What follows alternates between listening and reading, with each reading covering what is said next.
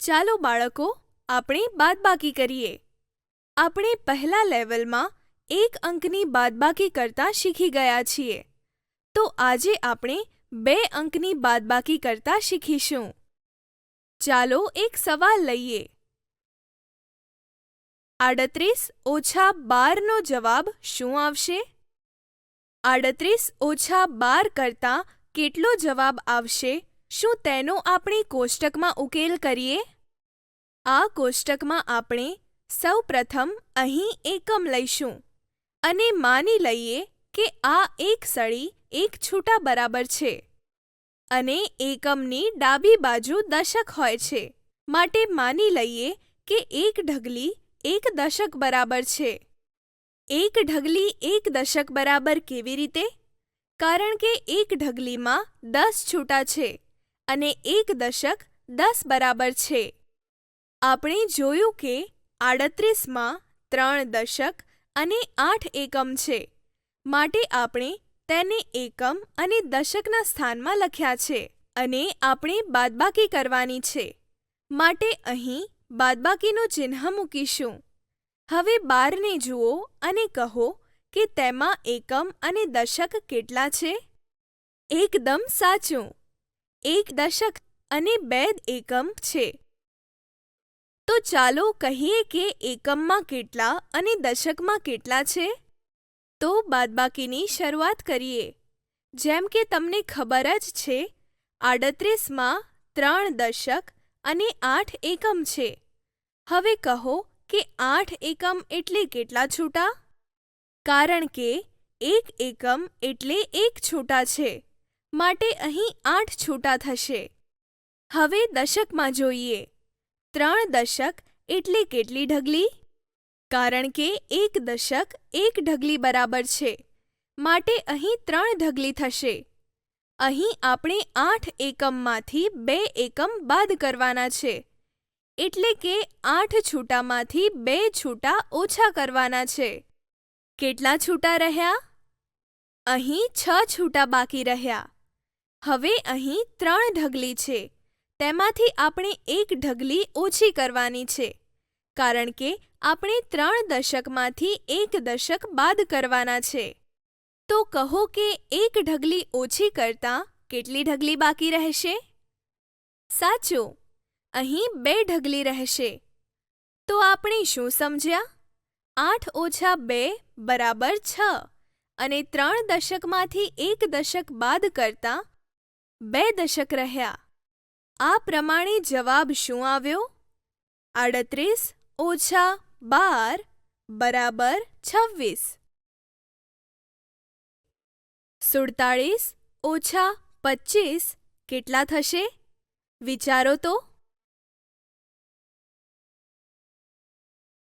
શોધીએ કે 47 ઓછા 25 બરાબર કેટલા થશે. ચાલો તેને આ કોષ્ટકમાં ઉકેલીએ. અગાઉ જોયેલા સવાલ પ્રમાણે 1 એકમનો અર્થ 1 છૂટા અને 1 દશકનો અર્થ 1 ઢગલી.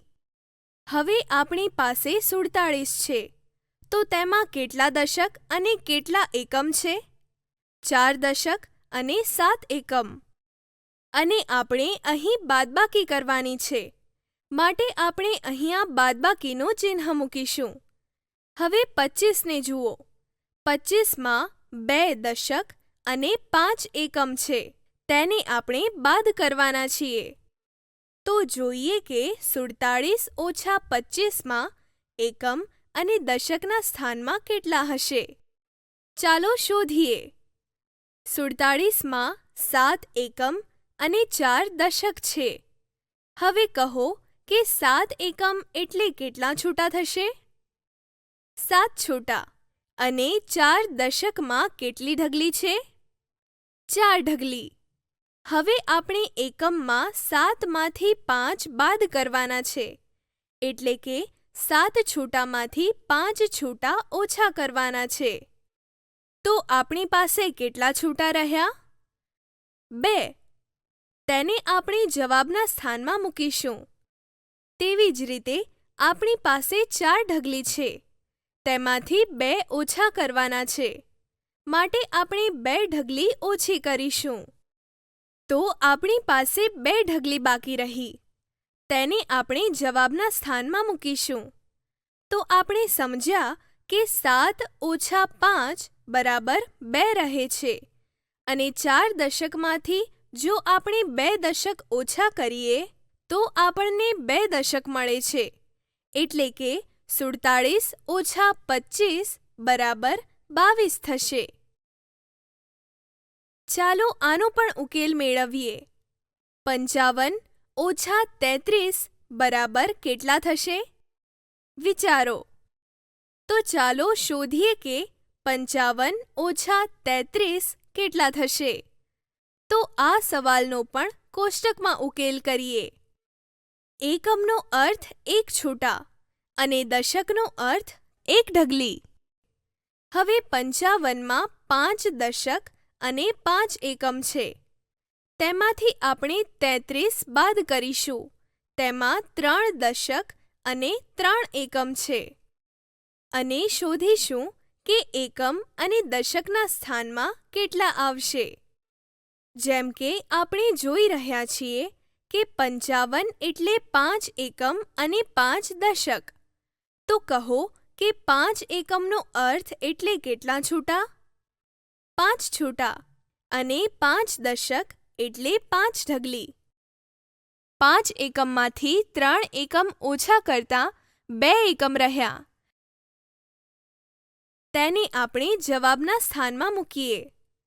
તેવી જ રીતે આપણી પાસે 5 ઢગલી છે અને આપણે 3 ઓછા કરવાના છે, માટે આપણે 3 ઢગલી ઓછી કરીશું. તો હવે 2 ઢગલી બાકી રહી. તેને પણ જવાબના સ્થાનમાં મૂકીએ. તો આપણે શું સમજ્યા? 5 ઓછા 3 બરાબર 2 થશે અને 5 દશક ઓછા 3 દશક બરાબર 2 દશક થયા. આ રીતે 55 ઓછા 33નો જવાબ 22 આવ્યો. હવે સમય છે આ સવાલો ઉકેલવાનો. તો તમે થોડી વાર માટે વિડીયોને થોભાવો અને આ સવાલોનો ઉકેલ તમારી નોટબુકમાં કરો. હવે તમે તમારા જવાબની ચકાસણી કરી શકો છો. જો તમારા જવાબ સાચા છે તો તમે બાદબાકી શીખી ગયા છો. અને જો કોઈ ભૂલ થયેલ છે તો તમે આ વિડીયોને ફરી એકવાર જુઓ.